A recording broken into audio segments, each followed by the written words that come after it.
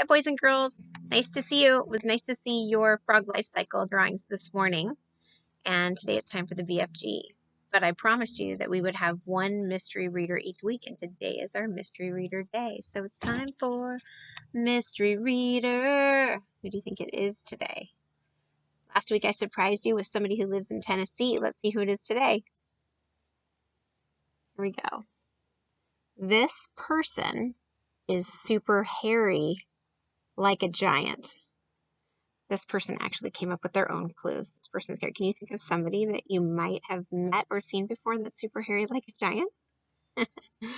Let's read number 2. Ready? This person plays guitar. Can you think of someone that you might know or might have heard of that plays guitar? Number 3, this person is a father. Ooh. Who do you think it might be?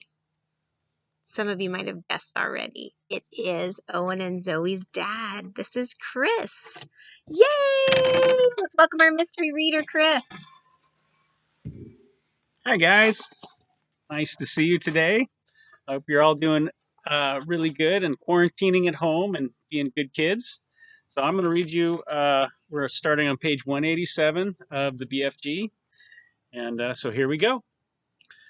Even at a distance, they were enough to scare the daylights out of the soldiers. When they got close and saw what the giants really looked like, they began to sweat with fear. 9 fearsome, ugly, half-naked, 50 feet long brutes lay sprawled over the ground in various grotesque attitudes of sleep. And the sound of their snoring was indeed like gunfire in a battle. The BFG raised a hand, and all the jeep stopped. The soldiers got out. "What happens if one of them wakes up?" whispered the head of the army, his knees knocking together with fear. Here's the picture.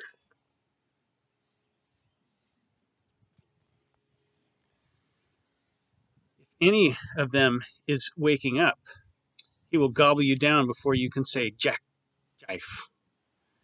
The BFG answered, grinning hugely. Me is the only one that won't be gobbled up because giants is never eating giants.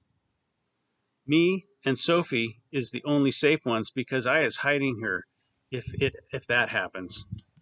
The head of the army took several paces to the rear. So did the head of the Air Force. They climbed rather quickly back into their jeep, ready to make a fast getaway if necessary. "Go forward, men," the head of the army said. "Go forward and do your duty bravely." The soldiers crept forward with their ropes and chains. All of them were trembling mightily. None dared speak a word. The BFG, with Sophie now sitting on the palm of his hand, stood near by watching the operation. To give the soldiers their due, they were extremely courageous.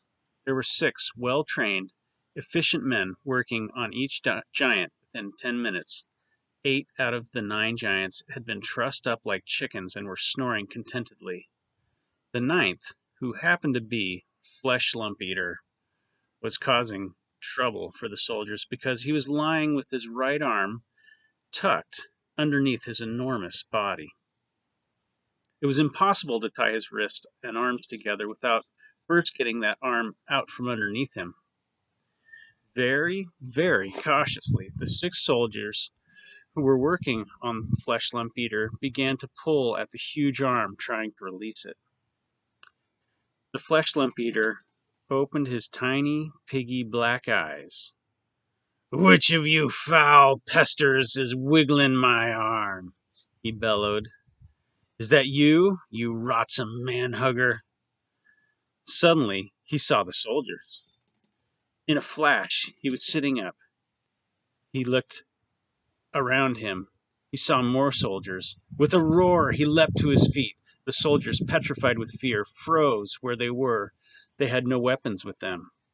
The head of the army put his jeep into reverse. "Human beings!" the Flesh Lump Eater yelled.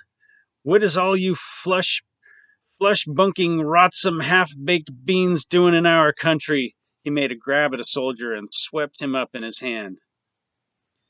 I is having early suppers today, he shouted, holding the poor squirming soldier at arm's length and roaring with laughter.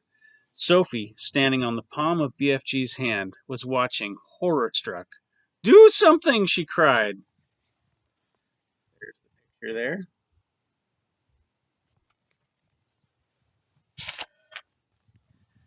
Quick, before he eats him!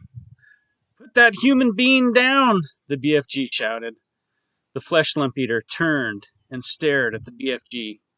What is you doing here with all these grotty gwiblets? Oh, triglets, he bellowed.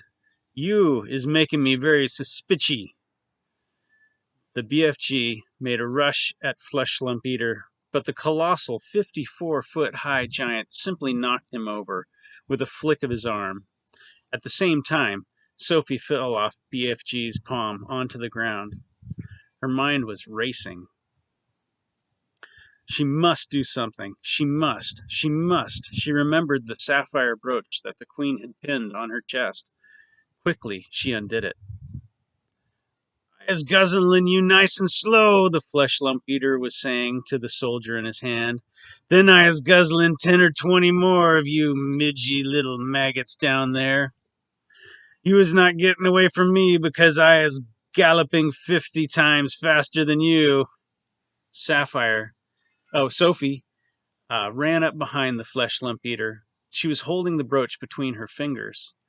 When she was right up close to the great naked hairy legs, she rammed the 3-inch long pin of the brooch as hard as she could into the flesh lump eater's right ankle. It went into the flesh and stayed there. It went deep.